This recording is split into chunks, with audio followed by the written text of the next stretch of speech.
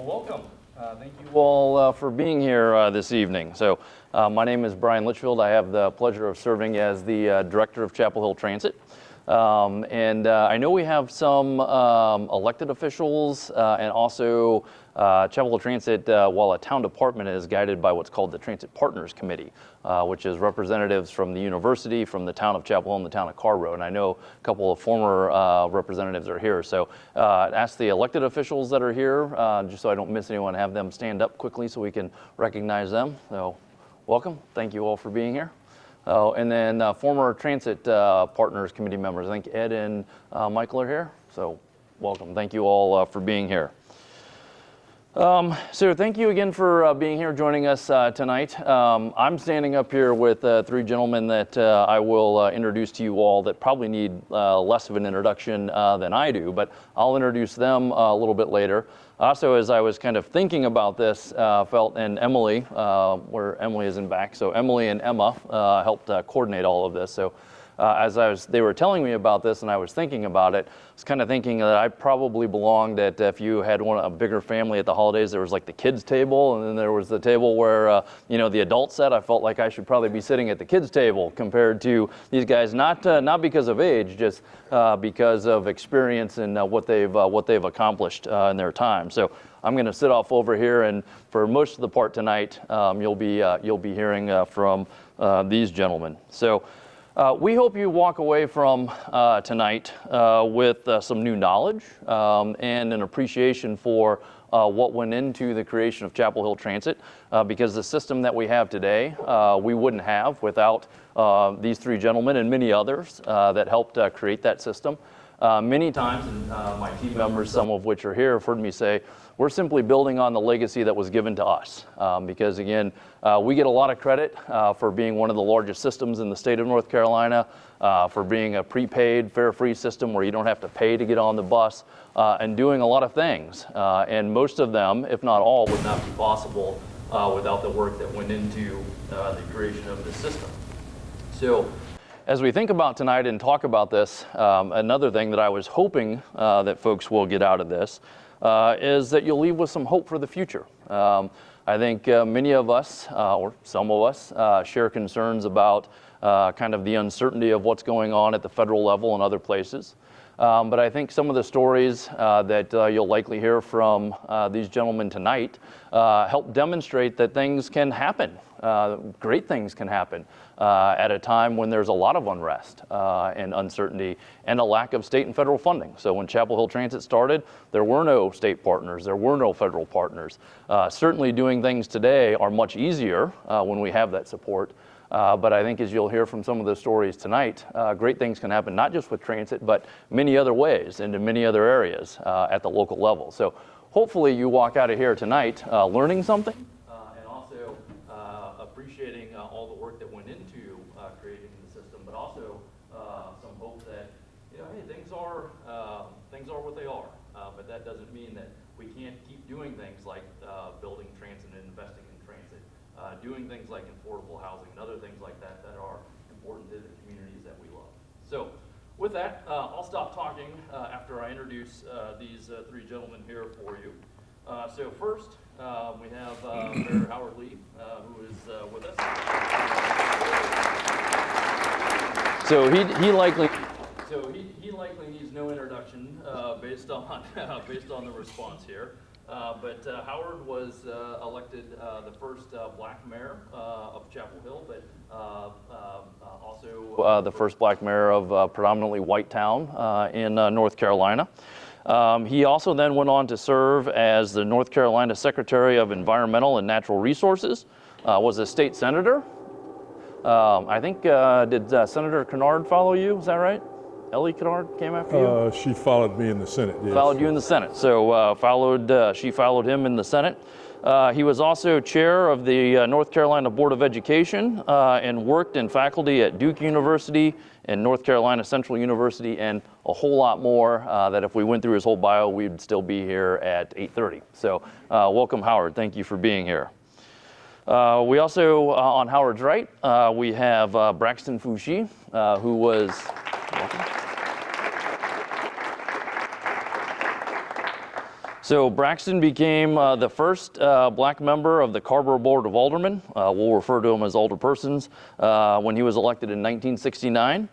He served for over a decade on the elected board, and prior to that and to this day, worked with many local community and civil rights activities within the area. He was also a member of the Carrboro Planning Board for the town of Carrboro, and he may be the only one in this room who has a street named after him. So welcome, Braxton. Thank you for being here. And then we also have Mr. Gerry Cohen with us as well. So welcome.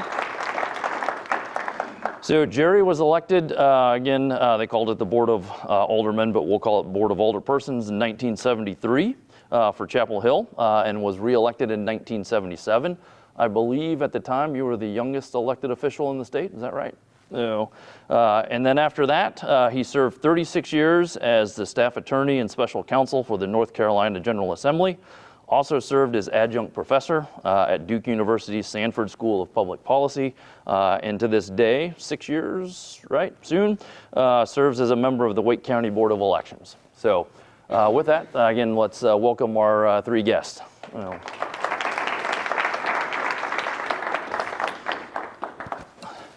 So the format that we're going to follow tonight is Fireside Chat. In fact, I suggested that we should take off our shoes, but I was overruled by Emily and Emma. So we won't do that. But if you feel like doing that, please, please do so if your neighbor's okay with it.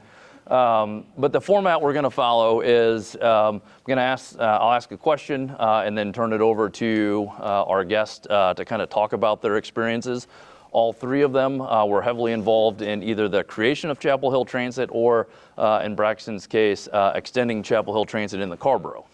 So we'll start maybe with Howard talking a little bit about the creation of Chapel Hill Transit, a little bit of what went into the start of that system, maybe talk a little bit, because most folks may not know, there was actually a transit system that you started before Chapel Hill Transit here. It ran for about 6 months and then had to stop. So why don't you talk a little bit, Howard, about kind of your experiences with that, and then we'll have Braxton talk a little bit about what efforts it took to get the service extended in the Carrboro. Well, it was 1969. Can you hear me? 1969, I was in the middle of a campaign for the office of mayor. I ran for mayor not thinking that I would win, but because my wife and I had tried to buy a house in the majority white section of Chapel Hill in an area called Colony Woods, and couldn't get the Board of Aldermen to pass an open housing ordinance. So I decided the best way to do it was to at least run and force whoever challenged me in that race to commit to passing an open housing ordinance so there would be no further discrimination. And I made a lot of promises. One of which was to, if I'm elected, I will start a transit system, or at least propose that we have one. When I mentioned this to my campaign managers, who were Billy and Ann Barnes, both of whom have passed since then, they thought I was out of my mind, that Chapel Hill was never going to pass a bus system, or at least adopt a bus system. The university had already started running buses around the campus and was under a lot of pressure because students were coming here and the university, and they were bringing cars. And so the traffic problem in Chapel Hill was becoming unbearable. So the university really wanted to adopt a policy that said no student other than juniors and seniors could bring their car to Chapel Hill. But in order to do that, there had to be some alternative transportation. The second was that we found a lot of folk living in the black section of town, which was west of Chapel Hill into the Carrboro area, having difficulty getting from this area to the shopping center, which was the only one we had at the time, called down at University Mall? no, the shopping center at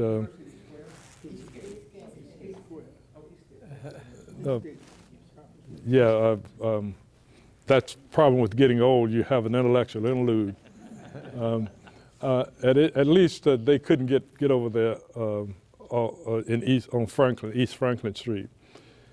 So the idea, and Chapel Hill had done a study to have a public transit system, but they had done so with the idea that they would use jitney buses.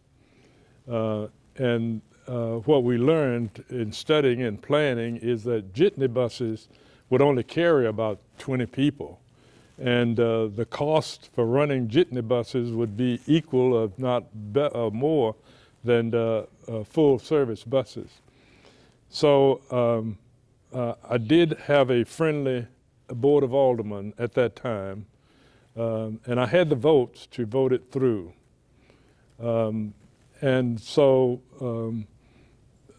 But I had to get some permission from the legislature because we wanted to use tax dollars to fund the system. And we could only do that if the legislature gave us permission to do so. I had a fight with Governor Bob Scott at that time, and so going to the legislature didn't seem like it was a possibility. But I apologized to the governor and then went over and genuflected at the governor's feet and got the legislature to approve the use of tax dollars to start the system. So when we went over that hurdle, we decided it would be a good idea to show the people what it would be like to have buses running on the streets of Chapel Hill. So I made a deal with the mayor of Atlanta at that time to sell us 5 buses. Big mistake. It turned out that those buses were really traps.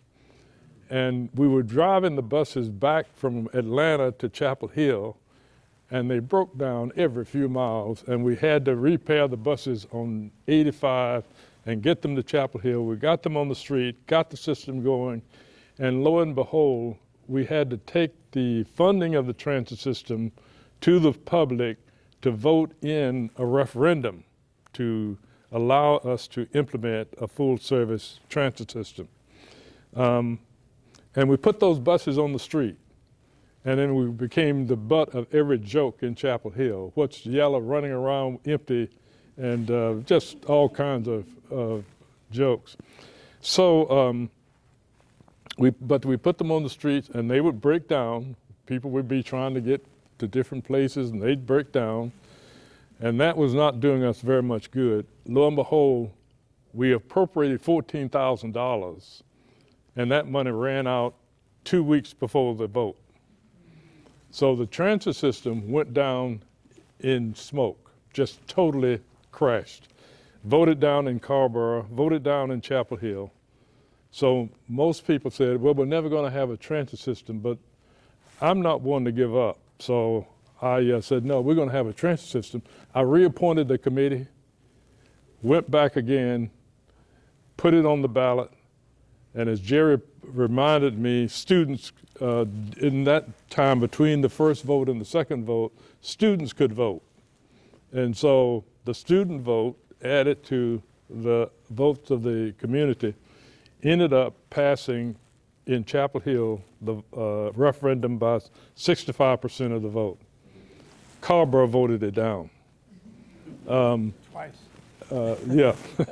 And so we got the buses on the street, and the idea was to have a park ride lots around the area.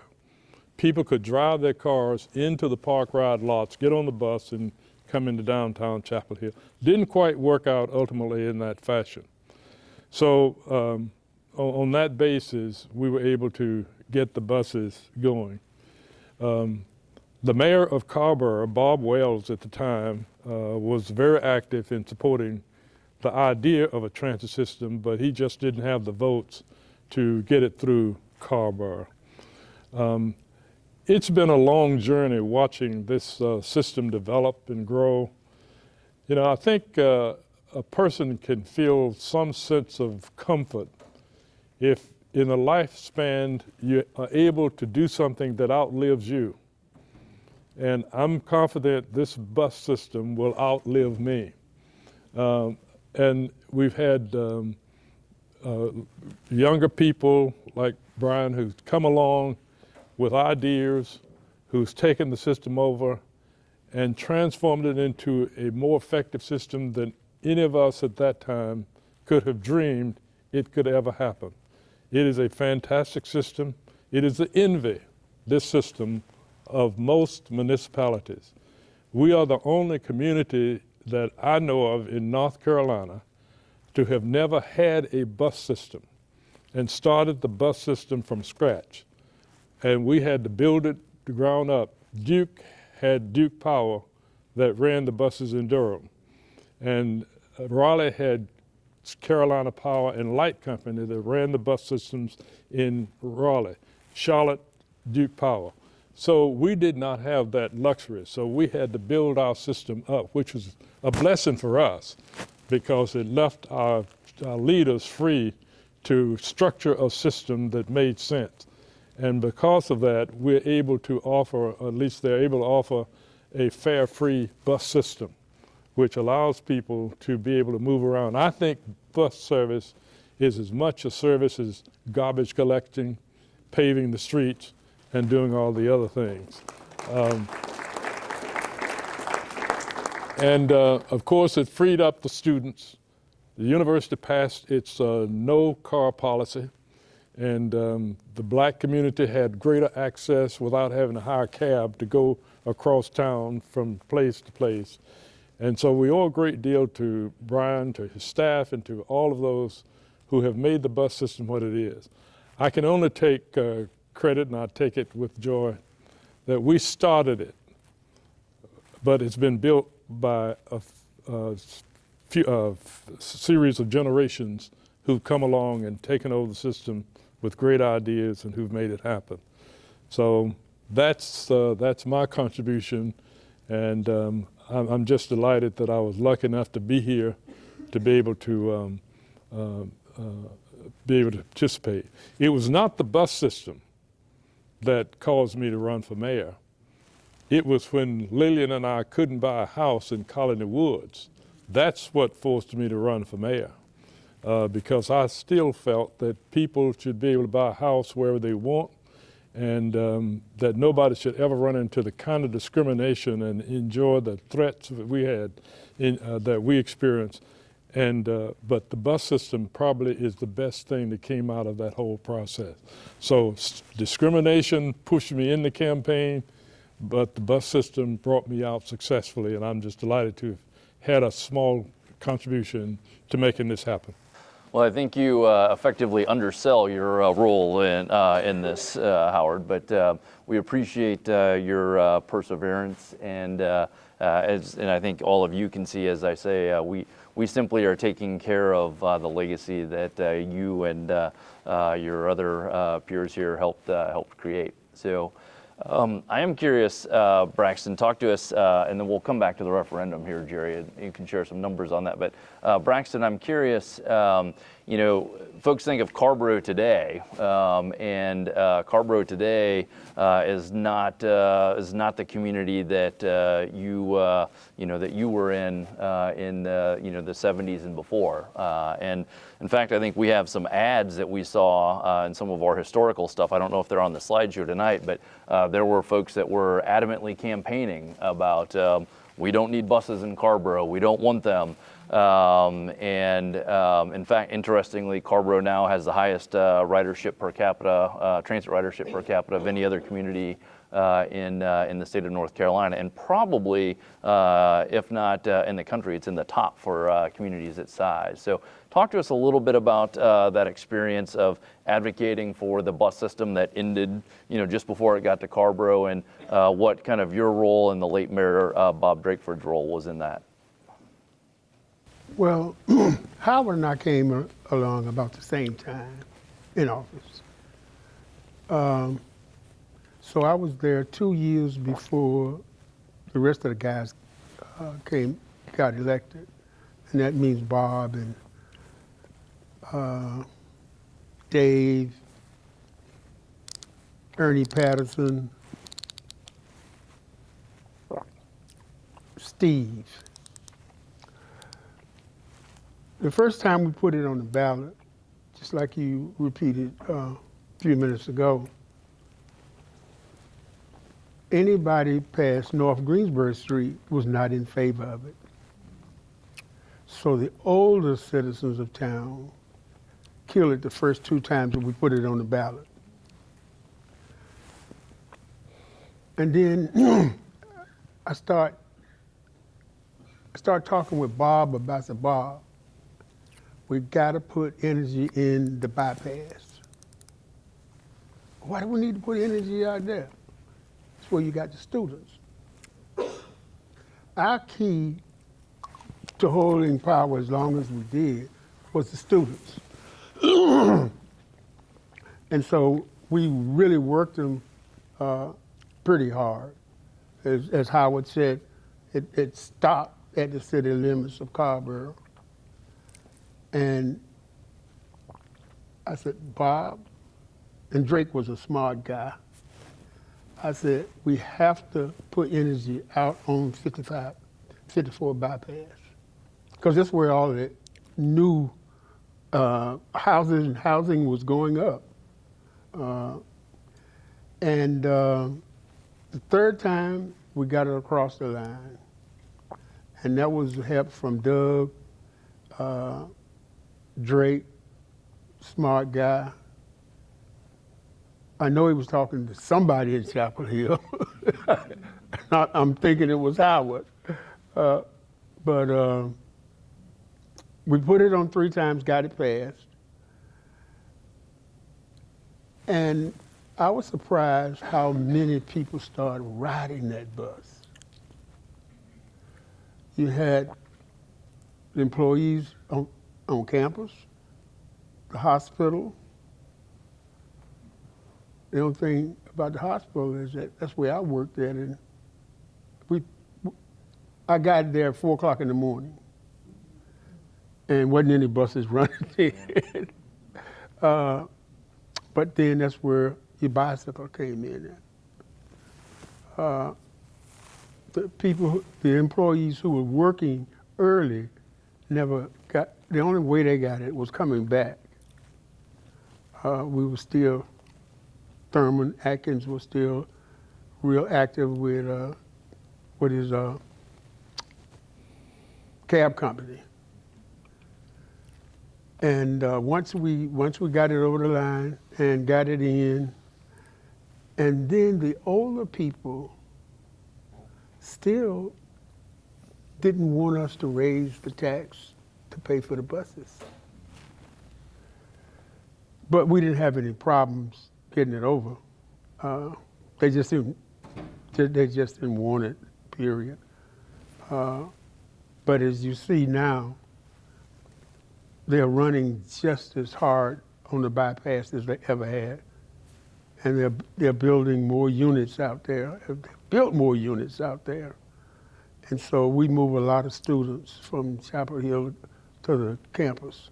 Yeah, you're right. I mean, that's one of our busiest corridors in the system. We have a couple, but the bypass, kind of Carrboro Plaza down the bypass into campus is one of, sometimes it's the busiest, but it kind of flips back and forth between 1, 2, and 3, kind of depending on the month. So that's an area that's critically important for us.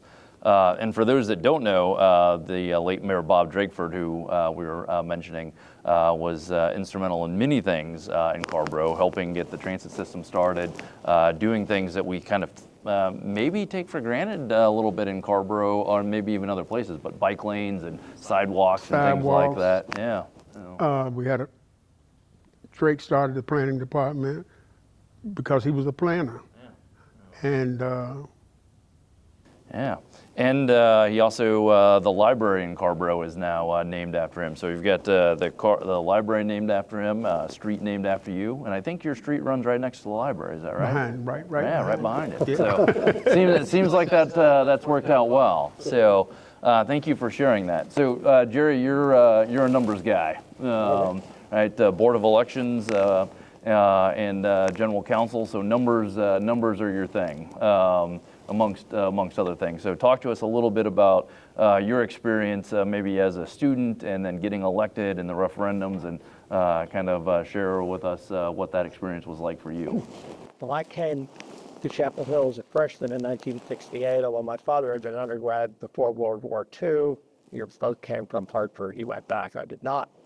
I met these two gentlemen my freshman year. My English instructor, freshman English, Chuck Wright, invited the class to his house for a picnic and invited Braxton, who was running for Alderman at the time. I'm not sure why Braxton wasted a couple of hours talking to freshman literature students rather than campaigning, but I got a chance to meet. And Howard I met at his mayoral campaign forum with Roland Gittes in the spring of 1969 at the student union, and I remember Howard talking about wanting to get a bus system established. Now, Howard was elected in 69. The town election for 1971 in Chapel Hill and Carrboro were in May, not November, so a little bit different dynamic.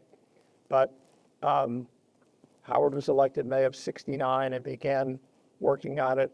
And the 1971 referendum in May, unluckily, was 6 weeks before the voting age was lowered, and it failed by 8 votes in Chapel Hill.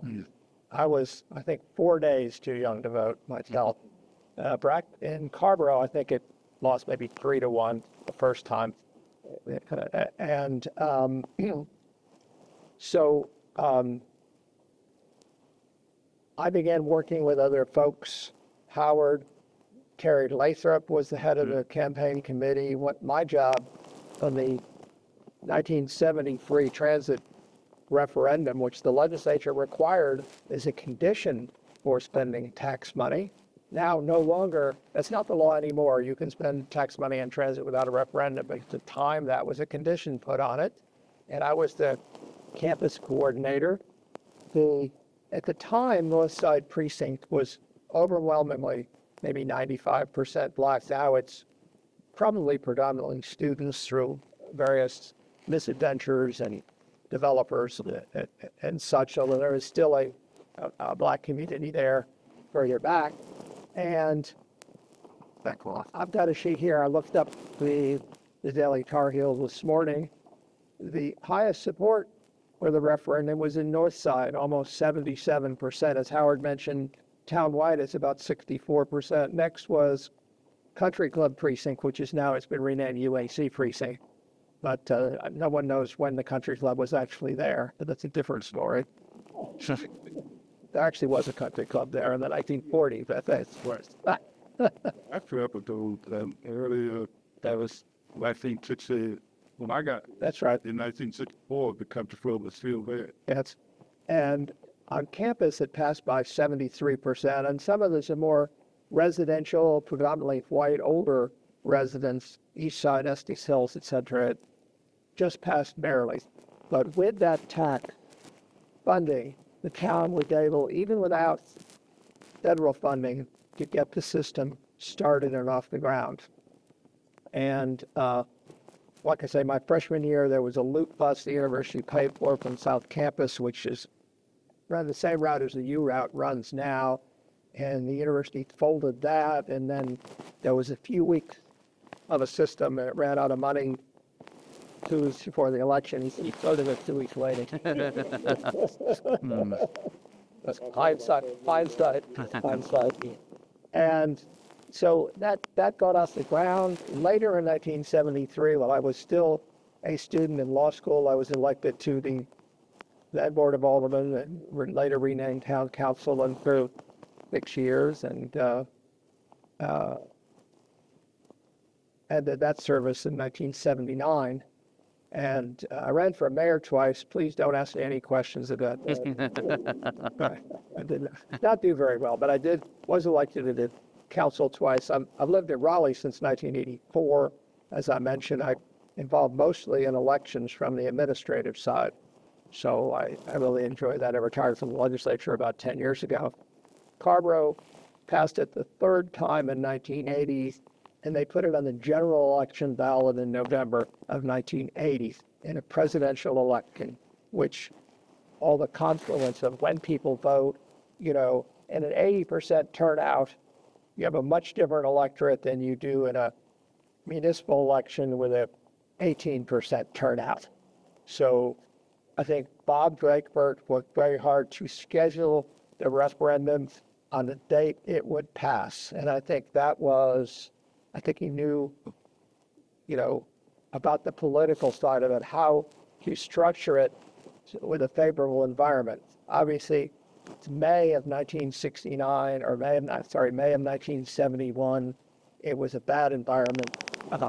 It was in 1973, it was a special standalone election in February. And I'm sure Howard picked that day for a reason, and it was successful. And it was the same year, that academic year, as the presidential election. So it was a very good voter turnout. I went back and looked at some articles in the Daily Tar Heel I dug up today that merely talked about in the campaign in 1973 referendum how it was important to serve low-income residents and provided transportation. By then, University Mall had opened, but in the 71 referendum, I guess Eastgate was the only show in town, was Eastgate in 71. And so having that transportation access became very important. And as mentioned, the strongest support was in 1973 referendum was in the Black community. And it really helped change the dynamic of access in Chapel Hill. Let's see if I have anything else to say. A couple of articles here you can look over. Sorry, the reproduction isn't good, but trying to print stuff offline. I wasn't too successful at that. And it's, I think we'll all be glad to answer more questions. Yeah, thank you. Well, thank you for sharing that. Like I told you, numbers-driven approach here. So appreciate that. And I would note too, if you haven't had time yet on the side here, we are showing several pictures of the system. Some today are more current, but others that go back. So take some time to check those out, and we're happy to talk about those. But watching those pictures reminded me, Howard, there's some of those old buses that you referred to that you struck a deal with the mayor of Atlanta for. But I remember you and I were talking, one of the interviews that we did, maybe that picture right there, where we were talking, and you had a thought that as those buses got here, that maybe one of those, they were 1958 buses, right? So in 1974, they were pretty dated as far as buses come already. But you had shared that you had a thought that maybe you had ridden one of those at some point in time when you were younger. So you can talk to us a little bit about that? Yeah, it's amazing that during those days when I was riding the buses, I always had to sit in the back. Blacks would have to fill the bus from the rear toward the front, and whites from the front toward the rear. But if whites ran out of seats, blacks had to stand, and so that was a standing rule. I just never could adjust to being that obedient. And so I remember one of those buses, I sat on a seat, and there was a vacant seat next to me, and a white female came in and sat down beside me. And I was sitting there, I wouldn't move, and she was happy, and I was happy. So where was that? Where was that? Atlanta. In Atlanta. Atlanta, yeah. And the black folk on the back of the bus just went ballistic. Said I was going to start a race riot, I was going to create all kinds of problems, and I need to get up and move and so forth. And they put so much pressure on me that I finally got up and moved, but I hated it. But those were the only ways we could get around Atlanta during those days, was on those buses. And they were run by Georgia Power Light Company. So I was telling Brian, I'm sure that one of those buses I rode at least one time somewhere going in Atlanta, because I went to college in Atlanta and always rode the buses. You're a Georgia native as well. And I'm a Georgia native. Yeah, I'm born and raised in Georgia, and so even there today, interestingly enough, the buses did not run into my hometown, which is 18 miles from Atlanta. But today, it's incorporated as a part of the transit system in Atlanta, so there are regular buses running now up and down that area. So, and at the time, when you got those buses too, the federal government was not really involved in a lot of stuff related to transit. So today we have got at least as long as a couple hours ago, we still had a Federal Transit Administration. I believe that still exists. So you all can fact check me if I wouldn't bet on it. So, yeah, I was gonna say. Speaking of uncertainty, but at the time there was a precursor to that. It's called UMTA, and you did work with the feds to be able to buy some buses in the early or kind of the late 70s. And interestingly, I don't know if I shared it with all of you, but one of the buses that was purchased, it was a 1974 vintage bus. Actually, still runs today. There's a bus collector in Racine, Wisconsin, who has bus 723, which is in one of the pictures here, that Chapel Hill purchased new, utilizing some of that federal funding, and it's still he doesn't run it in service. Obviously, it's in collection, but it's still there. So, yeah, some of those things are still around. So, kind of thinking about that, kind of going back to Gerry here, what was, you served on the, you got elected, you served on the board, and were obviously very interested in the transit system and advocating for that. What were some of the conversations like with other board members as Howard was talking about starting this transit system? Was it something that was, pretty well supported, or did your peers think you all were crazy? By the time I got on the board in '73, right after the referendum, the board was totally in support of it. 5 or 6 years earlier, only one board member, I'm pretty sure George Cox, had at first opposed the initial referendum, but then eventually became a supporter of it.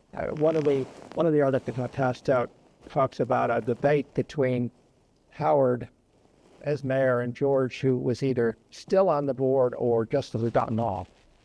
And but I think the community over time really changed, and I think elected officials, and he shouldn't sell himself short, that under Howard's leadership, pushing it down into the community and getting support. So it was a hard several-year process of multiple campaigns to get it approved. So we look back now there's federal funding.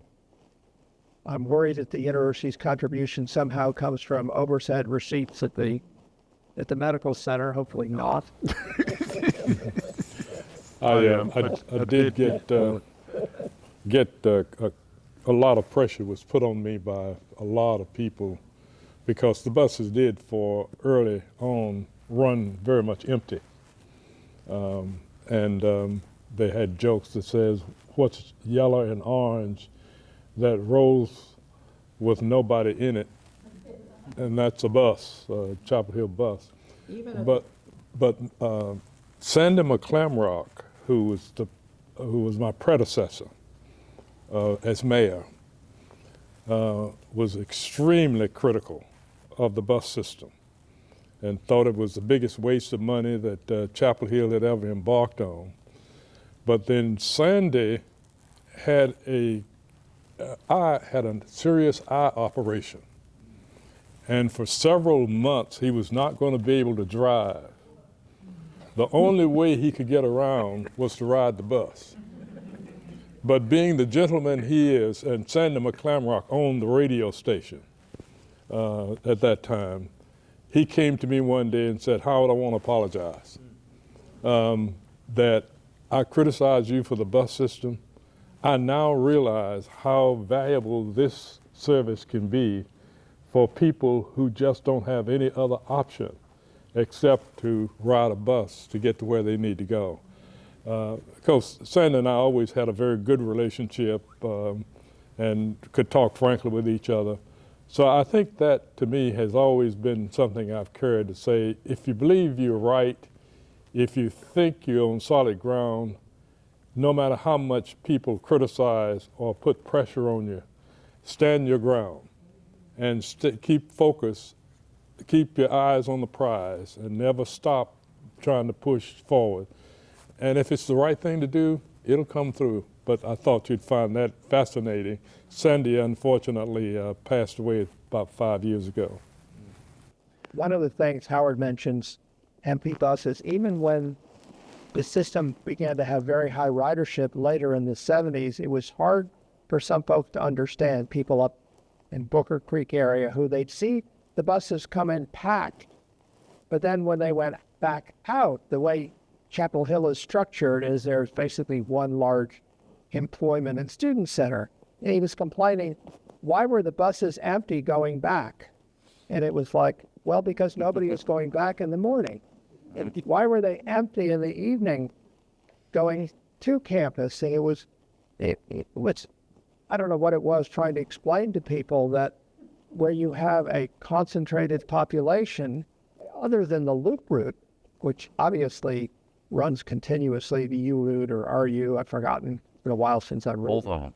but it's, you know, to try to understand the dynamics of transit and ridership, unlike cities that have a number of employment centers where there may be heavy ridership in both directions all day. A lot of cities are structured very differently than Chapel Hill is. Yeah.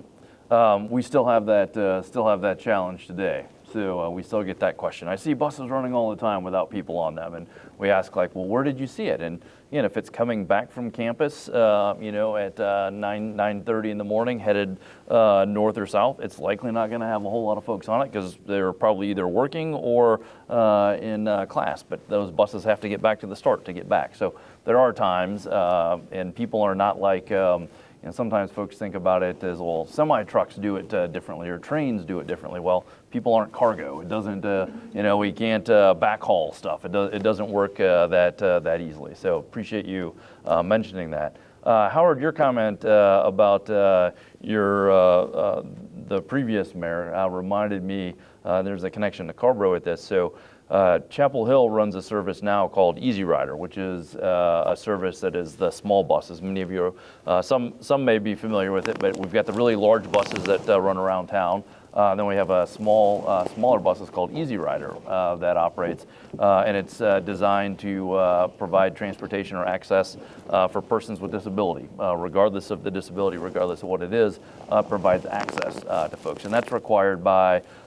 Today, it's required by the Americans with Disabilities Act, which was passed in the early 90s. But before that time, Chapel Hill and Carrboro recognized that folks that had a mobility challenge or used a mobility device or couldn't get up those big steps onto the bus still needed access. All right, so I think Carrboro and Chapel Hill were both instrumental in helping start that service, and it actually started in the 80s, well before that was passed. So I don't know, Braxton, do you recall that the start of that service or any conversations about that?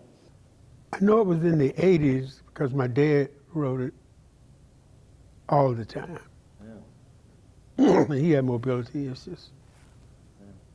So that's, I mean, it's an incredibly important service. And again, I think it's, again, another example of what Chapel Hill and Carrboro and the university have been able to do together, because again, by themselves probably would not have been able to do that. But together, we're able to do that and continue to build that service and do it well before it was required by law. So we could probably sit up here and talk for a long time. These folks might fall asleep, but yeah, why don't we see if folks have questions before we do that? Share experiences. Yeah. So, and when you ask your question, we are recording this, so we don't have a mic for the audience. So I will try to repeat that question, and then folks will answer it. So we'll start over here. I didn't remember.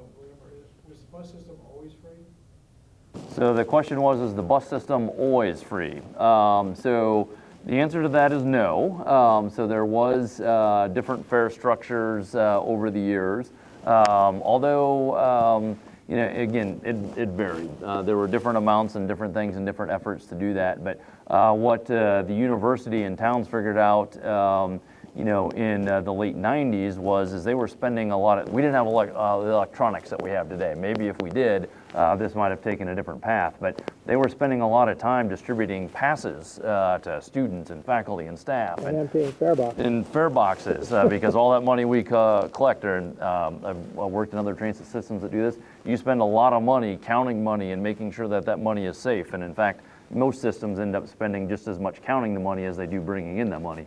But anyway, between that, the university figured out, well, we have all these people that are trying to keep track of this, and every time somebody loses a pass, somebody's got to take it to them. And the math basically worked out that it's like we're spending about as much money to do all of these programs as it would be to operate this system as a prepaid option. So in early 2000s, the university said, hey, we're willing to do this prepaid option where the students pay using student fees. We'll put in some additional money if the towns are willing to put in a little bit to cover that as well too. So both Chapel Hill and Carrboro said, if you're going to do it, we'll do it. So for the last 21 years, we've been, again, people refer to it as fare free, but I call it's a prepaid system. So if you're a student, you're paying through your student fees to ride the service.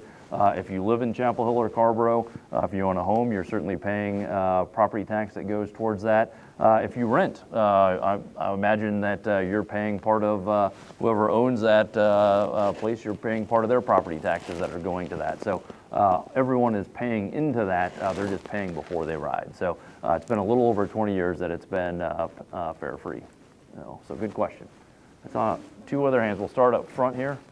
And go ahead, we'll start up front with you, ma'am. I had a question of consider the proportion of population in buses. So back when the bus system started, how big was the population of Chapel Hill and Carrboro, and how many buses were there? Do you remember? If you can, compare it to now, what is the population and how many buses there are? I think the university had about, in 1973, maybe 15 or 16,000 students. That we greatly increased. In the early 60s, it had only been about 8,000. The university enrollment increased dramatically, but probably half what it is now. Yeah. Whether it's 15 or 16,000. Hard to understand the census because all the students are counted in the census for Chapel Hill. I don't know, how do you know the Chapel Hill town population in the early 70s? When I got here, the Chapel Hill population was about 9,000. That includes students. I think someone in the audience said it was probably about 25,000. So In 1970, total population about 25,000. thank you. That included all the students, so. Yep, that included the students. So thank you, Michael Parker, for sharing that, former transit partner and council member for Chapel Hill. So give you a sense of scale, population is north of 75,000. You throw in Carrboro, who's at about, 17,000 now. So that's kind of the combined population. The other thing that was really different too was just the employment base at the university and hospital. I mean, the hospital again was a major employer at the time, but did not have the footprint on campus or elsewhere that it has today. You've got not only the campus footprint, but the East Town area footprint as well too. Give you a sense of scale. I don't remember. You started with 5 buses. That it grew in the early 70s to a slightly larger system, but I don't know what the bus count was. But today we have 95 buses in our fleet. That's just big buses, 40-foot or longer. We have 18 of the small Easy Rider vehicles. So we probably have more Easy Rider vehicles today than they probably had in the entire fleet back then. And we'll carry our peak pre-COVID was about 7 million rides a year. We'll probably carry somewhere between 5 and 6 million, and that number is continuing to grow back up as we come off of the COVID challenges and everything that came with that. So on a per capita basis, even with the slightly lower ridership coming off of COVID, we still have some of the highest ridership per capita of a system in the United States. So our ridership per capita is up there with the Chicagos and others of the world. So that kind of gives you a sense of, get right behind you there. Go ahead. Well, so the question was, could we add at some point in time in the future bus specifically for Easy Rider customers that could go from the Chatham County Walmart, which is out on 15501 South, to Carrboro Plaza? I would say that's that's something we could certainly consider. I would also say that I think since that time we've also changed the operating hours for Easy Rider in that area.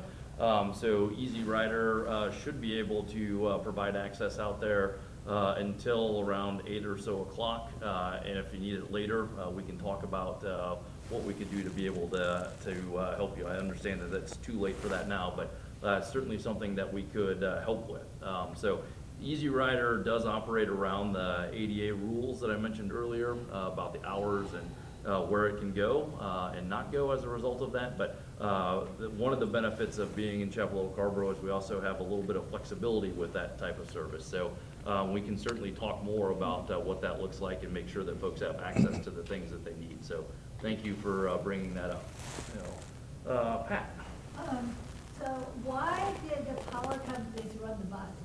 Oh, well, I can start and feel free to add in. So a lot of that started, it was fairly common throughout the United States because many of them started as streetcars, which were required electricity to run them. So many of them were run, as kind of Howard and Gerry said, it's fairly common for the power company to start running a streetcar because they were providing the power and could make money off of doing that.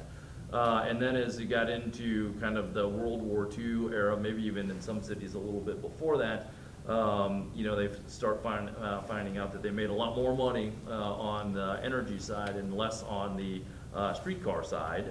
And then there were other federal rules that were passed that said things about monopolizing things. So many of those companies had to make choices about what business they should be in. And many of them felt that they could make more money generating power than they could off of running streetcars. So post-World War II, certainly into the early 70s, and I think it's a little later for Durham, but many of those systems started turning over those systems to the cities or just said, we're not going to run them anymore. So, and many times the cities took them on thinking that they were getting something that generated a lot of money, but found out pretty quickly that transit services tend, even for fare collecting systems, don't tend to generate a lot of revenue. At the time, I think the law has changed some, but at the time, in order to run electric service, you had to get a franchise from the city. And as we moved away from streetcars, which were powered by electricity, which the power company liked, that they could sell power to the streetcars that they ran, the cities required the power companies to continue providing bus service, and many of them then ran it into the ground deliberately.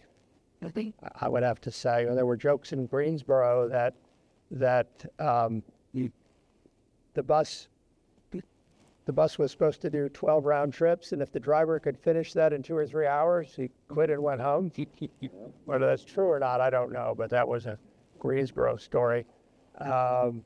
So a part of that, and then they were able to offload it, which has caused a number of problems because under the federal law, the cities couldn't actually employ the employees when it was turned over. So a number of those cities, Charlotte, Raleigh, have a private operator who employs the bus drivers, who can then form unions and unionize, strike, whatever. Whereas if they were municipal employees, our state law forbids collective bargaining. So in many of these cities, the outtake of the franchise agreements and labor laws wind up with a private operator employing it while the city puts money in to operate it. So it's a very confusing and rigid arrangement. Chapel Hill, actually, since Carolina Coach Company ran that system, we had to get some sort of waiver to be able to actually employ the bus drivers, because Carolina Coach had operated like a bus that ran around campus for a year, and then we got stuck with trying to work out of that labor arrangement. So it was all these complications. Yep. And we can also talk about private automobiles and what Ford and others did to that, but that's a whole other conversation. So up front here. 2008. Dave Gottschalk, I learned a lot about some of you folks here. An old colleague of mine, Dave Gottschalk. But around 2008, a number of neighborhoods lost service, financial crisis. And given all the kind of higher density development, there's apartments going up north of town and around Eastgate. You got neighborhoods in between that maybe had service at some time, but have lost it, and they're more than a quarter mile from the stop. And so there's no service, so and particularly as you get older, there's less of a tendency to quarter mile. Still, many folks still walk that, but still, it's less of a tendency to walk over to the bus stop. I'm wondering, what do you see in the future? You mentioned land use, because that's Part of it is a political obstacle and taxes. The 1973 referendum, which is still in effect, authorized a tax that of 10 cents per $100 valuation. The first several years, the tax was 10 cents. But I think it's at 5.5 or 6 cents. A little over 6, yep. So in theory, the town, except for the hurdle of getting people to pay the taxes, could substantially increase the local share under that maximum and increase service. But whether, Chapel Hill is a relatively high property tax relative to the rest of the state, frankly, and much higher housing values. So in theory, the town could increase funding by 40% and still be under the cap from the 1973 referendum. Other ways to increase service in a fare free environment, I don't know what those possibilities are, frankly. Well, I can add to that. That was not an easily arrived to decision to make that choice. But there were a number of factors at play, including we were going into and part of the early recession, but also when we reviewed the ridership numbers for those neighborhoods, they were substantially underperforming compared to most other places. And we're not talking. We're talking many of those neighborhoods had stops that were averaging not just one rider per trip, but maybe one rider per 12 or 15 trips. So when we were looking at where do we make adjustments for service, it was like, well, we're not going to make those adjustments where we're averaging trips that are carrying 62 people per hour. We're going to look at areas that are carrying one per every 12 or 15 trips.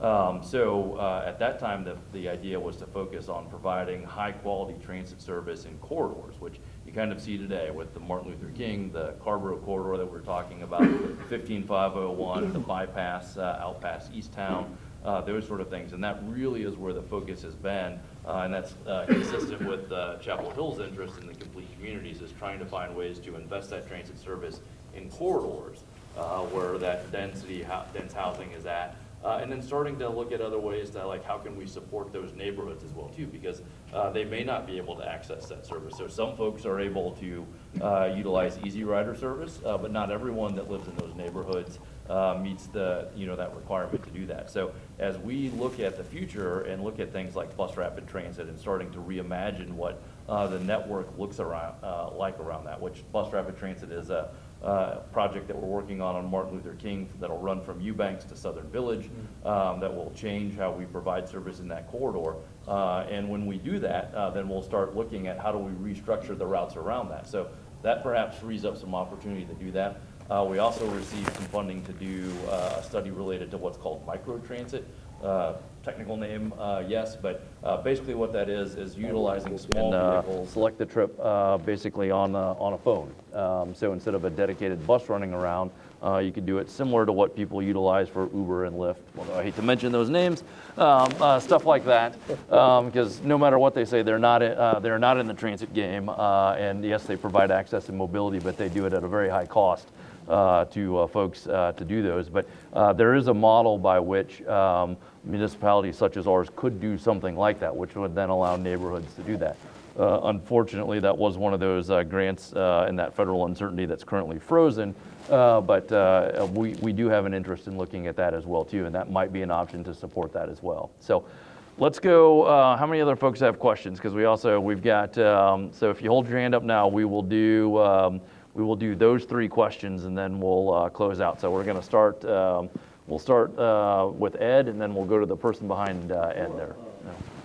Comment about not going away. Can you stand up? There was a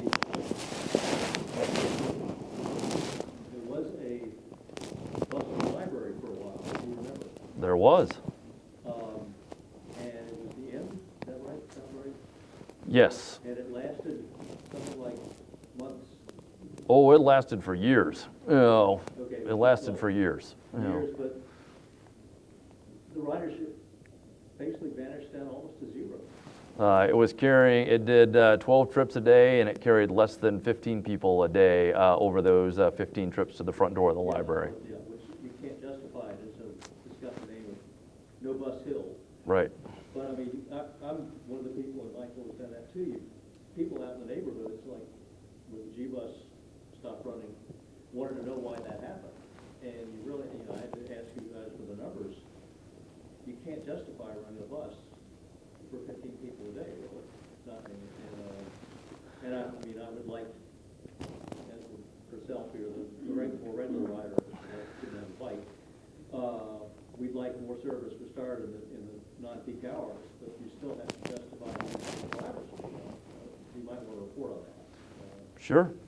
Well, thank you for mentioning that, Ed. So another former transit partner, and a longtime Chapel Hill council member, along with Michael, strong advocates for transit, not only in Chapel Hill, but certainly throughout our region. So the library, again, is another good example of that, right? Everyone says they want a bus to the library, but not, we had that service in place. In fact, I think it dated back to the early 80s when that service started running. It ran from down Franklin Street from downtown out to the library, and everyone swore they rode that, but the numbers never proved that out. So it was part of the. In fact, it happened before. Nick is here; he'll remember. It happened before 2008, right? I see him shaking his head. Yeah. So where that one went away, and again, we shared the numbers, and folks were just surprised. And then we also shared that there's something like 80 some odd trips a day that go up and down Franklin Street right outside the library, and said, people are doing this, right? And again, coming up here, walking up that hill, that's not for everybody, but certainly that provides access that most public libraries don't have, certainly in a city the size of Chapel Hill. But that again could be something where the microtransit or some other option like that could help. We also started following that, we started a service called the Senior Shuttle, which we knew not everyone could get here. So there was a service we operate called the Senior Shuttle that operates from several retirement type communities around Chapel Hill. It is a dedicated bus that runs around Monday through Friday, and it serves places like University Place, the Harris Teeter, comes up to the front door of the library. In fact, some of you may have seen it here when you came up around 6 o'clock.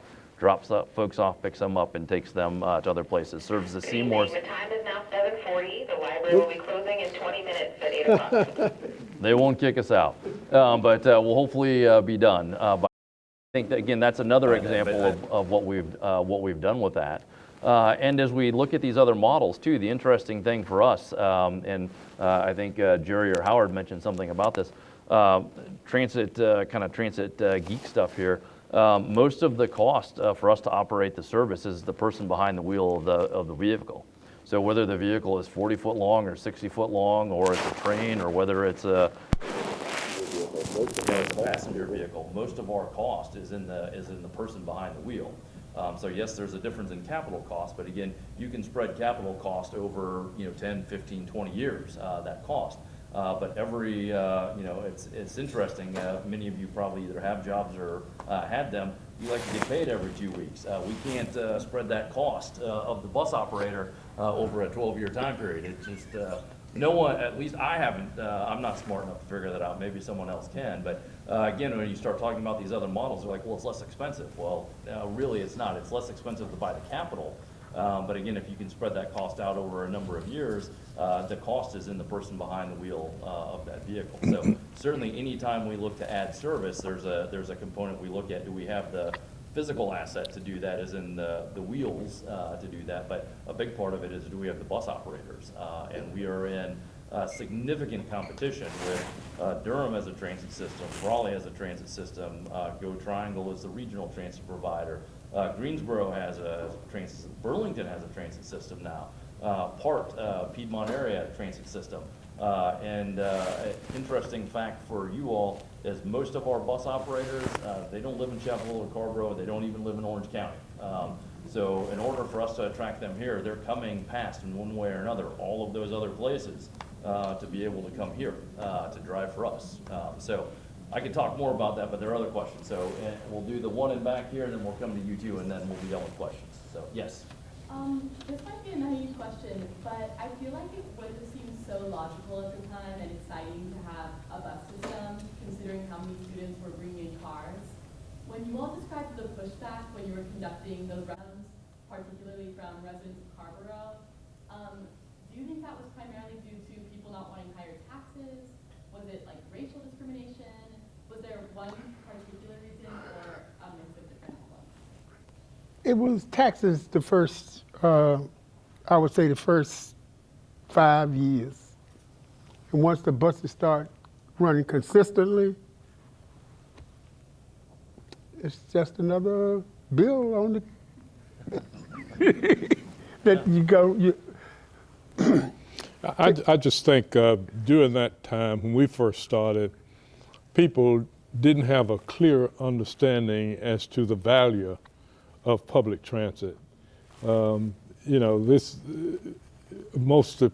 Nassif, a friend of mine, late Joe Nassif, used to say, we in the South like 5 acres of land.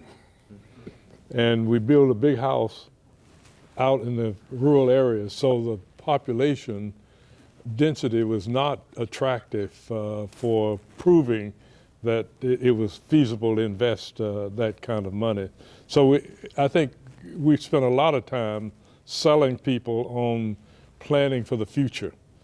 And that future is here. If you don't believe it, go to a football game or a basketball game and you see the buses lined up, moving people in and out of the athletic area. If we didn't have the buses, I'm not sure where all those cars would go and how we'd manage the traffic. So we were trying to get people to think about the future and start building early on to accommodate that. And we just got lucky. We got lucky at a time when it was able to be pushed through. I had to carry a piece of legislation when I was in the Senate that actually started the Go Triangle system. The question came up as to how would we fund it, and the proposal was put a tax on rental cars and use the rental car tax to support the bus system. And a senator from Durham by the name of Kenneth Royal had a ballistic, went ballistic, said, we're just not going to do that to rental cars. So what happened is that Raleigh, Durham, and Chapel Hill wanted that system, so we put a tax on the automobile bill to fund it for Raleigh, Durham, and Chapel Hill. That's how the triangle system got started. But it's hard to try to get people to see into the future. And but I'm looking at you. You seem to be so into this that I expect we'll see you in some leadership role at some point in the future, and you will be talking about what you can propose to make it happen. So. There you go. You heard it from Howard Lee, and when Howard Lee speaks, it happens, and you notice. So your future is now set. But I would share. I would imagine. I think Howard and Braxton answered that question nicely. I would say that there probably were other factors at play. Even to this day, I get.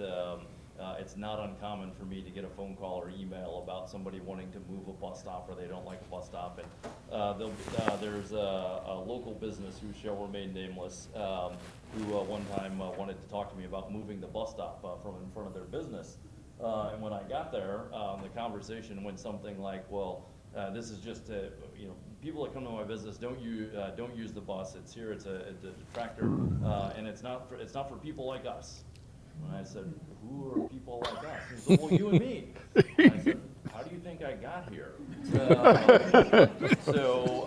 like, well, that's not what I meant. You know. And I'm like, no, I really don't know what you meant. I'm trying hard to understand what you meant.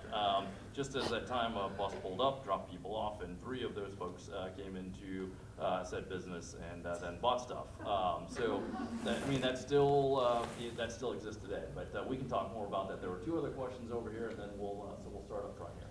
Yeah, my question is kind of similar to the last question, but I was wondering if Braxton or Howard could talk about what maybe one of the hardest conversations they had to have related to your push to Chapel Hill, maybe related to race concerns, tax concerns, and what was the way that how did you address, maybe it was from a member of the public or a legislator, how did you address those, if there's one specific instance that You got that I one? think we'd have to be kidding ourselves to not think there was racial animus in the late 60s and early 70s in Southern Orange County.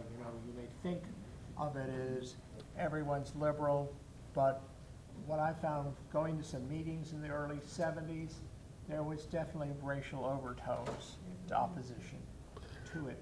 Still today. I'm not saying that's gone away, but it was, people weren't afraid then to say it out loud. Howard or Braxton, you want to add anything to that before we go on to the next I didn't actually hear the question. So one of the toughest conversations you had with either a member of the public or an elected official related to the challenges with getting the transit system started?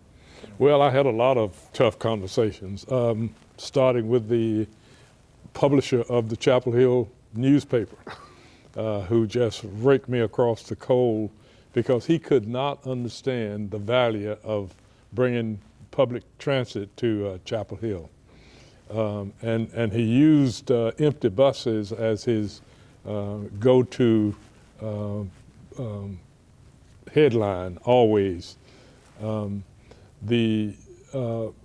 We didn't have that many tough conversations among the business community because there were some who saw the benefit, especially Eastgate Shopping Center, saw a benefit of having the buses bring people into that shopping center. And so it was kind of balanced in terms of what we had to do to sell it. So I think again, the timing was probably about right. It wasn't too late, but it wasn't too early either. I think a year earlier, we'd never gotten this system through. So we were about right. And last question in back there.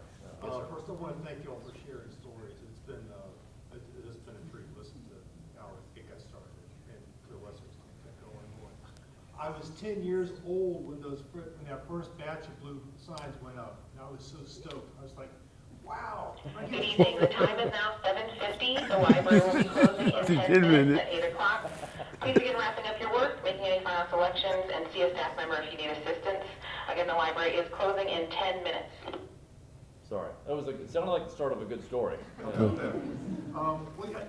was 10 years old when the first batch of blue signs went up, and I was stoked because I was like, hey, when I get a little bit older, I can run around Chapel Hill and really get to beat the town, right? Then, of course, my family moved to South Georgia. That's another story.